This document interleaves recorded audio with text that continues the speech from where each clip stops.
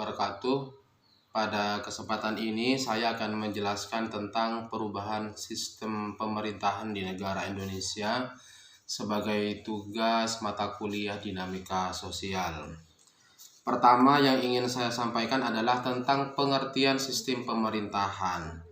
Jadi sistem pemerintahan itu adalah suatu tatanan yang terdiri atas berbagai komponen yang bekerja saling bergantung antara satu sama yang lainnya, saling mempengaruhi untuk mencapai tujuan dan fungsi pemerintahan itu sendiri. Pada sistem pemerintahan ini berisi sekumpulan aturan-aturan dasar, aturan yang mengenai pola kepemimpinan, pola pengambilan keputusan, pola pengambilan kebijakan, dan yang lain-lainnya. Itu adalah isi daripada sistem pemerintahan itu sendiri. Dalam sejarahnya bahwa bentuk-bentuk sistem pemerintahan di dunia yang kita kenal, misalnya sistem pemerintahan presidensial, parlementer, sistem pemerintahan komunis, sistem pemerintahan demokrasi liberal, ada sistem pemerintahan liberal. Ini adalah bentuk-bentuk sistem pemerintahan yang ada di dunia. Misalnya sistem pemerintahan parlementer, yaitu bahwa parlemen dalam hal ini memiliki kekuasaan tertinggi dalam sistem pemerintahan itu sendiri. Kalau misalnya sistem pemerintahan presidensial misalnya, jadi kalau presidensial ini cenderung pada presiden memiliki kekuasaan yang penuh, kekuasaan yang tinggi dalam sistem pemerintahan. Kalau komunis jelas seperti di negara Cina bahwa pemerintahan ini sistemnya tidak mengakui adanya Tuhan. Ada sistem pemerintahan demokrasi liberal, kekuasaan pemerintah, kemudian kepala pemerintah dipilih langsung oleh rakyat, kemudian pengendalian kekuasaannya dilakukan oleh pemerintah itu sendiri. Ada sistem pemerintahan semi presidensial. Semi presidensial ini dibilang presidensial tidak presidensial, dibilang parlementer juga tidak parlementer. Karena kekuasaan tertinggi ada di tangan presiden dan juga ada di tangan parlemen atau di tangan wakil rakyat. Ini adalah bentuk-bentuk sistem pemerintahan yang kita kenal. Kemudian selanjutnya kita akan membahas tentang sistem pemerintahan negara Indonesia. Dalam sejarahnya pemerintah Indonesia ini sudah melaksanakan beberapa sistem pemerintahan.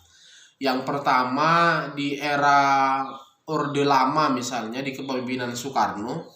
Di masa Orde Lama ini yaitu tahun 1945 sampai tahun 1968, kepemimpinan Soekarno ini mencantumkan dalam undang-undangnya, dalam Undang-Undang 1945 itu bahwa Indonesia menganut sistem pemerintahan presidensial. Sehingga mungkin kita mengingat pada waktu itu di zaman Orde Lama pernah ada pernyataan Soekarno yang mengangkat dirinya sebagai presiden seumur hidupnya.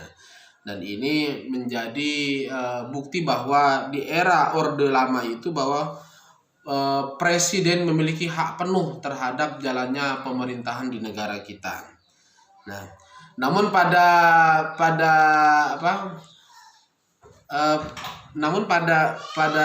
berikutnya di era berikutnya maksudnya, atau di masa pemerintahan Soekarno ini ternyata ada penyimpangan ya, yang dipengaruhi oleh Belanda waktu itu.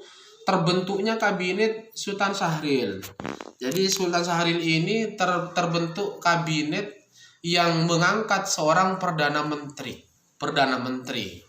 Jadi Sultan Syahrir sebagai perdana menterinya pada waktu itu.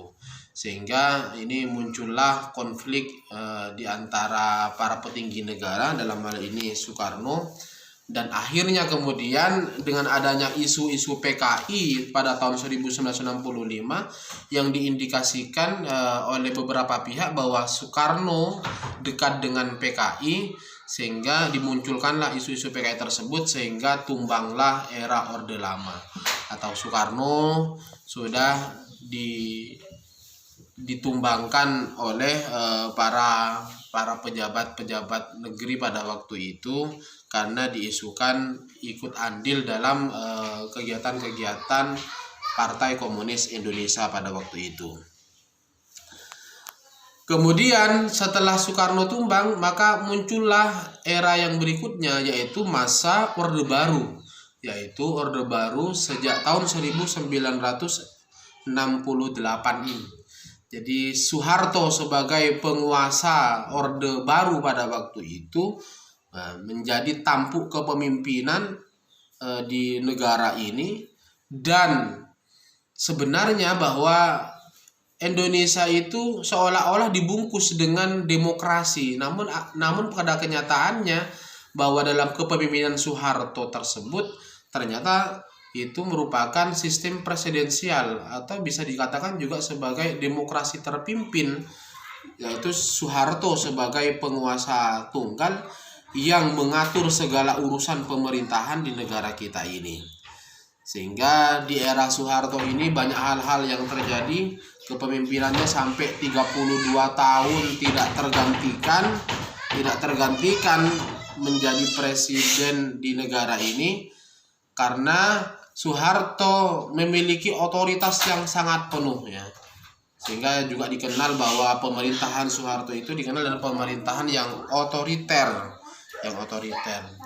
Rakyat dibelenggu, kebebasan pers, kebebasan masyarakat, dan yang lain-lainnya itu dibelenggu oleh pemerintahan Soeharto. Seolah-olah memang ada parlemennya, tapi parlemen juga diatur dan dipengaruhi oleh kepemimpinan Soeharto. Namun dalam sejarahnya juga bahwa era Orde Baru ini kemudian ditumbangkan oleh gerakan-gerakan mahasiswa, sehingga muncullah era atau masa reformasi. Nah, di masa reformasi sejak tahun 1998 sampai hari ini, sudah terjadi beberapa kemajuan di negara kita ini, terutama di dalam hal berdemokrasi. Pemimpin kita, presiden kita, wakil rakyat kita dipilih secara langsung oleh rakyat Indonesia, sehingga siapapun boleh menjadi penguasa, siapapun boleh menjadi pejabat negara di negeri ini. Kebebasan pers sudah mulai dibuka kerannya oleh negara, sehingga siapapun boleh mengkritisi terhadap kebijakan-kebijakan yang dituangkan oleh atau dihasilkan oleh negara ini. Inilah dampak sosial yang terjadi di negara kita dari masa ke masa, dan akhirnya sekarang masa reformasi. Cuman catatannya di masa reformasi ini kadangkala menjadi kebablasan. Jadi kritik kesana kemari seolah-olah tidak dapat lagi dicegah, sehingga kadang kebablasan dalam mengkritik pemerintah dan seterusnya. Ini adalah masa reformasi yang sejak tumbangnya Soeharto sampai pada saat ini. Intinya bahwa sistem pemerintahan itu memiliki ciri-ciri atau memiliki karakteristik yang berbeda-beda, dan dampak sosial juga yang terjadi di masyarakat juga berbeda-beda. Inilah beberapa sistem pemerintahan atau perubahan sistem pemerintahan di negara kita ini. Demikian, terima kasih. Assalamualaikum warahmatullahi wabarakatuh.